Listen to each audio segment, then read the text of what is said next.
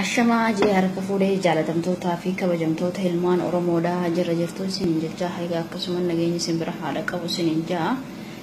nuti nageellee hin qabnu gaafii takka hedduun dirqamsiise qeeroon biyya keessa har'a naaf jettee isaaf jettee kan hojjechaa jirtu keessattuu namoonni ergamtoonni wayyaaneedhaa Oromoo taatanii achi qabdanii rasaasa obboleeyyan keessanii dhawaa jirtan dhugaa dhiina Oromummaa isin haa qabu immoo yoo dhugaan saba keessaniif quuqamtanii warreen quuqamtoonni hoppiidiyoo hojjechaa jirtan jechuudha wayyaanee hojjechaa jirtan hoppiidiyoon dhiifama rasaasa obboleeyyan keessan ilmaan Oromoo kan mirga keessan kabachiisuuf isin kabachiisuuf qabsaawaa jiru qeeroo biyya keessaa itti rasaasa achi qabdanii hin dhawinaa har'a meeqaan tamtu jira ka hanqina rasaasarraa kan ka'e meeshaa hiikkateen agaaziin tumaa jiran agaaziin ajjeesaa jiran hanqina rasaasarraa kan ka'e arra diinas saaxilamanii harka diinaa bu'anii qabamanii ajjeefamaa jiran hedduu jira rasaasa firii 50 isiniif kannan 5 hambifadhaa 45 ummata keessaniif kannaa boru seenaan isin yaadatti akka ijoollee Wallaggaa jechuudha qeeroo ijoollee Wallaggaatti warra mana yaalaa keessa dalagan akka nama qushaasha baasutti dawaa qushaasha keessa kaayanii qeeroo bosona jirtuu fi qeeroo bittaa ummanni garee kaayanii achi tajaajilaa jiran achi walaansa godhaafii jiran jechuudha tooree fi biitii yeroo takka gizeen hubadhu waan dhagee akkasii seenaan isin hayaltu isin oppiidiyoon ummata keessaniif baasaa kannaa fi rasaasa obboleeyyan keessanii rasaasa hin dhahinaa himmoo warri quuqamtoonni hoppiidiyoo quuqamtoonni wayyaanee hojjechaa jirtan obboleeyyan keessanii rasaasa kannaa fi inni biraa immoo biyya Elamoo Qilxuu keessatti qabsoo gaggeessaa ture bikka jalqabaaf rasaasni adda bilisummaa uummata Oromoo keessatti dhahame taatee ijoollee Harargee lixaa keessattuu ijoolleen galamsu akkamitti har'a qabsoo keessaa qooda dhabdan akkamitti isin harkuu dhabne nuti isiniif qabsaawaa jiran jalqaba rasaasni itti dhahame tarii immoo qabriin Elamoo Qilxuu keessa jirti lafeen Elamoo Qilxuu keessaa isin iyyuu jirti yaa obboleeyyan kiyya kaa qabsoo Oromootiif jilbibbadhaa kaa qabsoo Oromootiif wal hidhadhaa haa inni biraatu immoo ijoolleen cirootii fi akkasuma ijoolleen baddeessaadhaa bikka heerri Oromoo itti guutame bikka bullee bultanii jechuun itti moggaate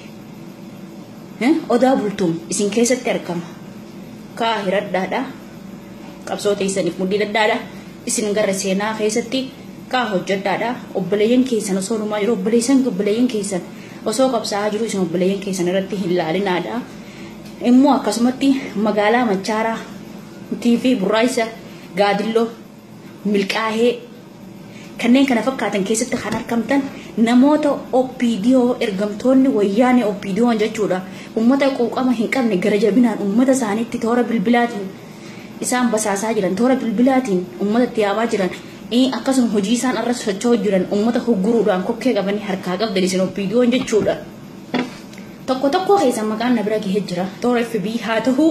toora bilbilaatiin haa ta'uu maqaa keessanii fi suuraa teessanii fi bikka jireenya keessanii hanga dhalaa ga'u jechuudha ayyoota achi keessaa warra qusannaa maatii haa jettanii warra waan biraa haa jettanii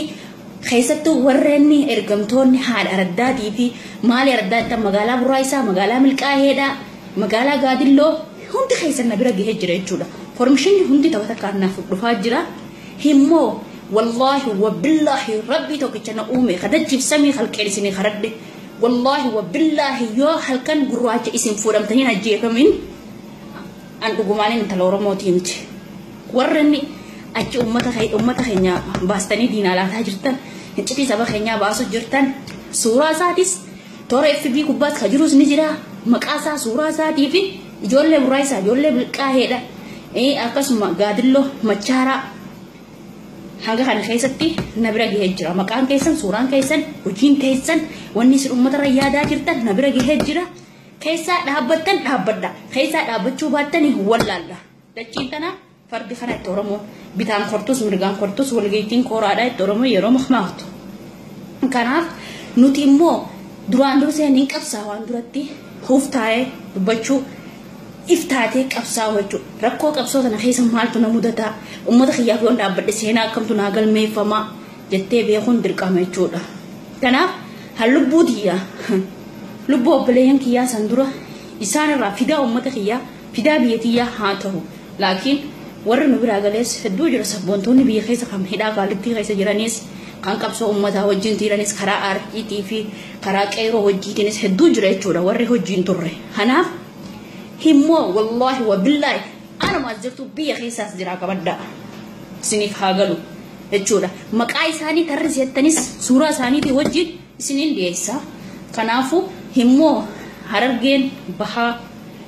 Awwadaayii fi gaara mul'ataatii fi Haroomayaa fi ijoollee calanqoo malee kanneen Harargee dhiyaa keessatti arguutti jiru waan hirnan tahin. Kanaafu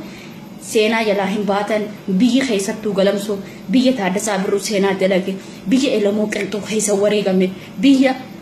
jalqabaaf rasaasni adda bilisummaa uummata Oromoo keessatti dhahame taatanii keessattuu Baddeessaa Ciroo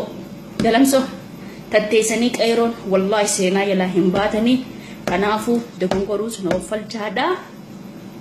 dhiifama an jalqabaa viidiyoo waraabuu kiyyaasii na uffalchaadhaa dogongora kiyyallee